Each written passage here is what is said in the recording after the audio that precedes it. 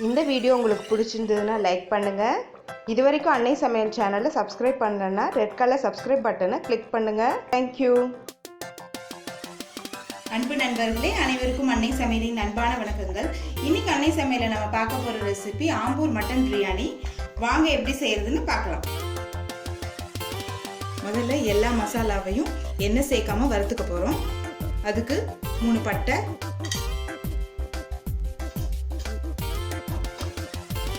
3 கிராம்பு,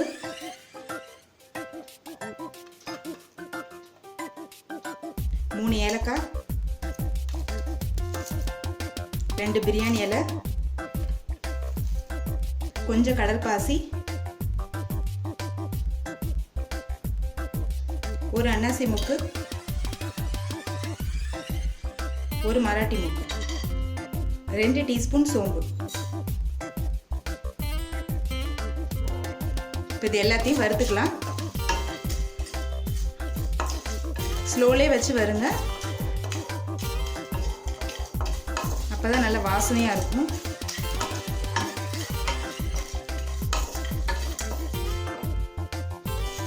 இப்போ மசாலாலேருந்து நல்ல வாசனை வருது. இப்போ இது எல்லாத்தையும் மிக்சியில் தண்ணி சேர்க்காம கோர்ஸாக அரைச்சி தனியாக வச்சுக்கலாம்.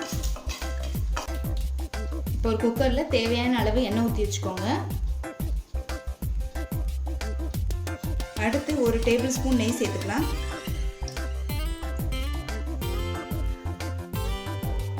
இப்போ அடுத்து 1/2 டேபிள் ஸ்பூன் பூண்டு பேஸ்ட் சேர்த்துக்கலாம்.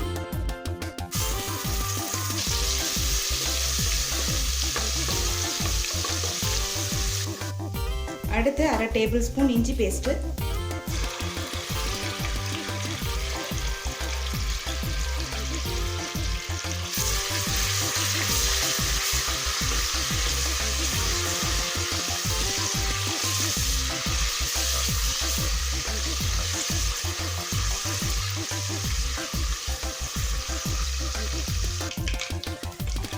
இப்போ இஞ்சி பூண்டு பேஸ்ட் நல்லா வதங்கிடுச்சு.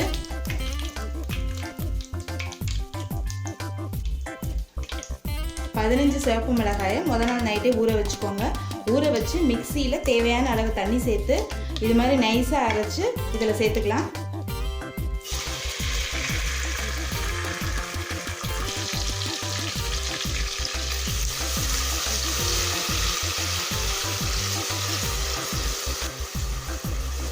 மிளகாய் விழுது நல்லா பச்சை வாசனை போகிற வரைக்கும் வதக்கிக்கலாம்.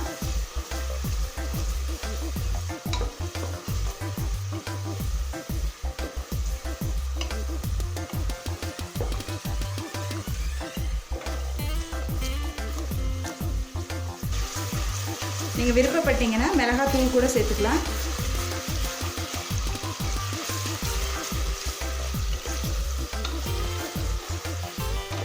மிளகாய் விழுதை நல்லா ஸ்லோலே வச்சு வதக்குங்க.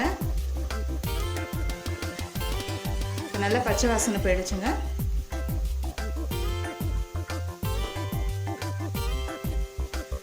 இப்போ அடுத்து நம்ம மிக்சியில் அரைச்சி வச்சிருக்க மசாலாவை இதில் சேர்த்துக்கலாம்.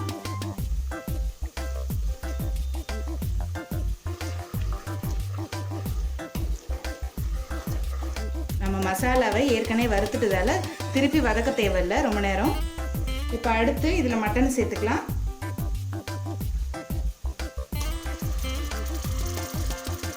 நான் 1/4 கிலோ மட்டன் எடுத்திருக்கேன்.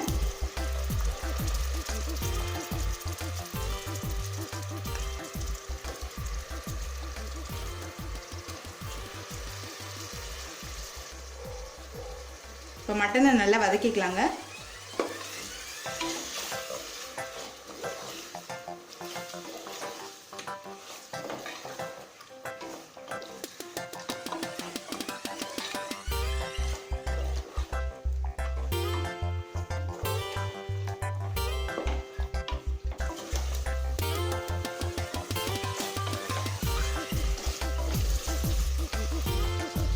இப்போ தேவையான அளவு உப்பு சேர்த்துக்கலாம்.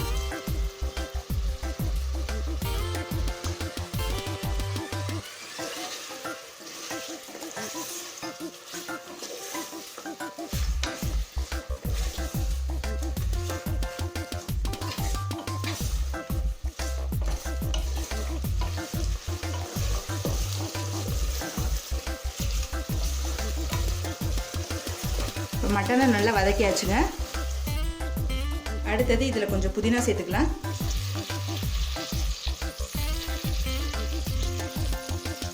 கொஞ்சம் கொத்தமல்லி,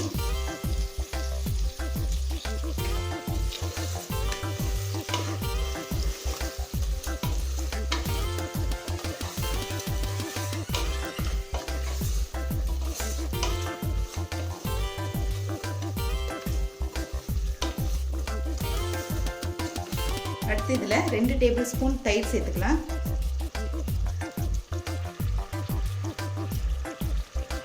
தயிரையும் சேர்த்து நல்லா வதக்கிக்கலாம்.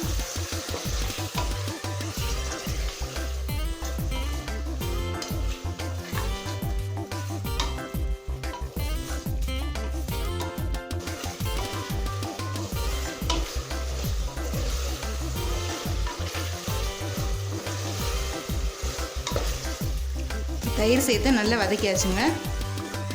அடுத்து 3 பெரிய வெங்காயத்தை இதில் சேர்த்துக்கலாம்.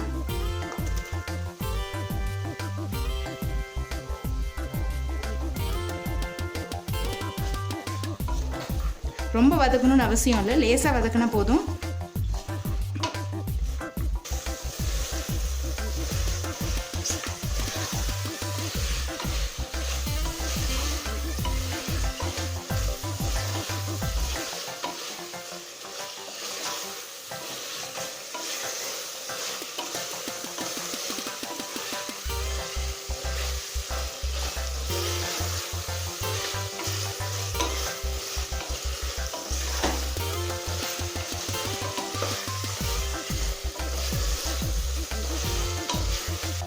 அடுத்து 2 தக்காளி சேர்த்துக்கலாம்.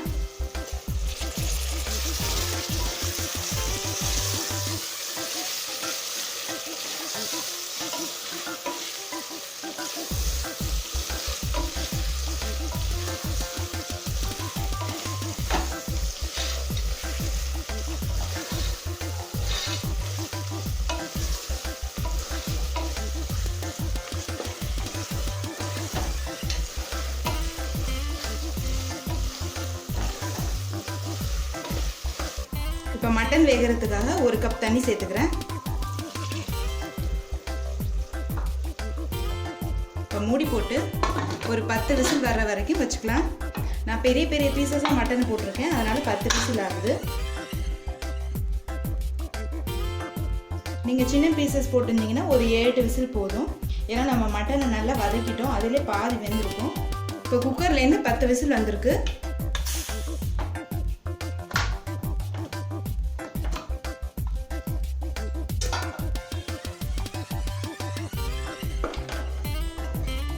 மட்டன் நல்லா வெந்திருக்குங்க. இப்போ அடுத்து நம்ம இதில் தண்ணி சேர்த்துக்கலாம். நான் 2 கப் தண்ணி சேர்க்குறேன். இப்போ மட்டன் வேகும்போது பார்த்தீங்கன்னா 1 கப் தண்ணி சேர்த்துருந்தேன், மொத்தம் 3 கப்பு. நான் 1.5 கப் அரிசி எடுத்திருக்கேன், அதனால் 3 கப் தண்ணி. இப்போ தண்ணி கொதிக்க ஆரம்பிச்சிருச்சுங்க, நம்ம அரிசியை சேர்த்துக்கலாம். ஆம்பூர் பிரியாணிக்கு வந்து நீங்கள் வந்து சீரக சம்பா யூஸ் பண்ணிங்கன்னா ரொம்ப நல்லாயிருக்கும். சீரக சம்பாவை ஒரு 30 நிமிஷம் ஊற வச்சு சேர்த்துக்கோங்க.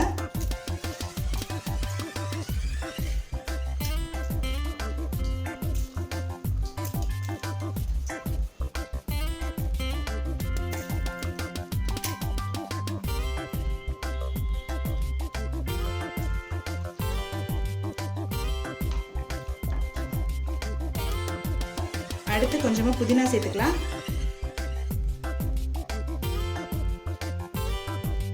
கொஞ்சம் கொத்தமல்லி,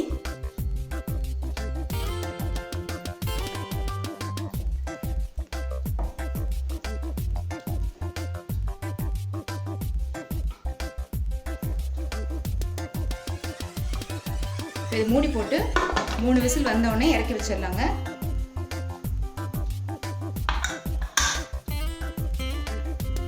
இப்போ குக்கர்லேருந்து 3 விசில் வந்துடுச்சு. பிரியாணி எப்படி வந்திருக்கு பார்க்கலாங்க.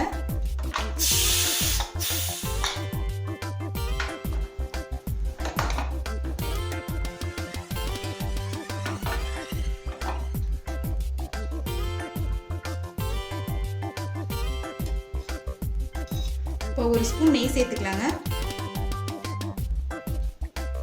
கொத்தமல்லி தழை மெதுவாக கிளறிக்கலாம். ரொம்ப நல்ல வாசனை வருதுங்க. அரிசி உடையாத மாதிரி மெதுவாக கிளறுங்க. இப்போ ஆம்பூர் மட்டன் பிரியாணி ரெடி ஆகிடுச்சுங்க. நம்ம சர்வ் பண்ணிக்கலாம்.